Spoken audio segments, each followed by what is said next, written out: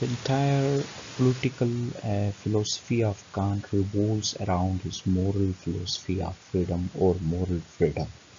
And previous clip we had a discussion on the moral freedom or the concept of moral freedom given by Kant. Today we are going to take a critical view of the moral philosophy of Kant. That is, we will criticize his theory of moral freedom or moral philosophy. First, the theory of moral freedom given by Kant is negative, limited, and subjective. Kant's conception of moral freedom is negative, limited, and subjective because he followed individualistic ideas. He believed that individual knows best what is benefited to him.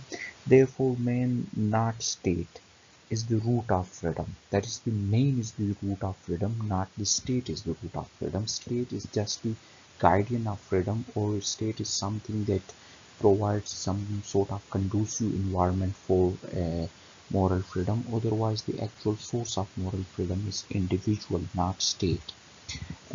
Being an intellectual person, man is an end in himself, and he cannot be made mean to an end.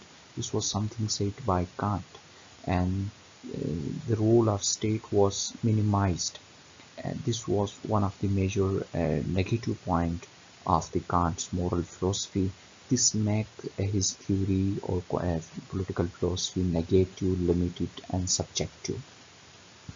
And his philosophy make or his philosophy was individualistic, because Kant was not ready to sacrifice the liberty of individual for the sake of state.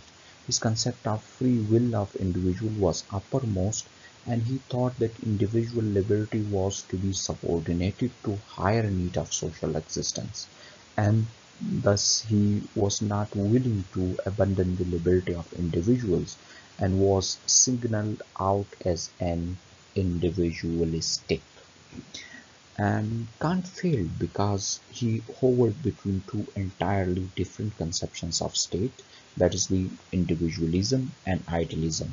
This was said by Wagham, and, Wagham believed that Kant was failed in producing his theory of moral freedom because he was revolving around two different conceptions of state, that was the idealism and individualism.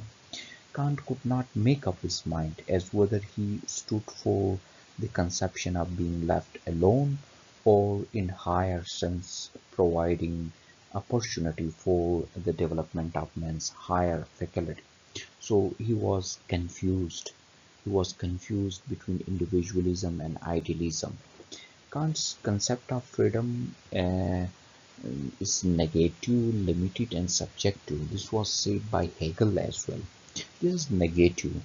According to Hegel, Kant's concept of freedom is negative because there is no place for freedom of conduct, as freedom lies in inner moral will, and there is no space to conduct or to practice or to show the freedom. He was also against freedom of press, as Kant defined as freedom of press or freedom to say or write is parallel to the assertion to do as we please. So he was against the freedom of press as well. This again make the Kant's concept of freedom is negative, and his concept of freedom is limited as well, because he remains in the inner conscious of man and does not come out of it, while actually freedom can be realized only in society. And his freedom is subjective as well, because it remains only as conscious of individual mind, so it is subjective as well. So Hegel is saying that the man's freedom does not lie in the inner conscious of man, but the actual freedom of man lies in social institutions, and freedom lies in outer world. As such, it becomes social and positive.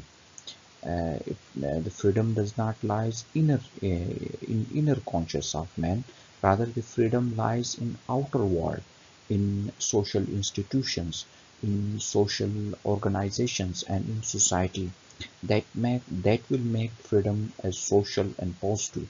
If you are saying that freedom lies inside or the inner conscious of man, then you are making the freedom subjective and limited. So the actual freedom lies outside the man, and men can feel freedom only by taking part in social activities, not by just thinking about freedom. Thank you for joining. Take care. Goodbye.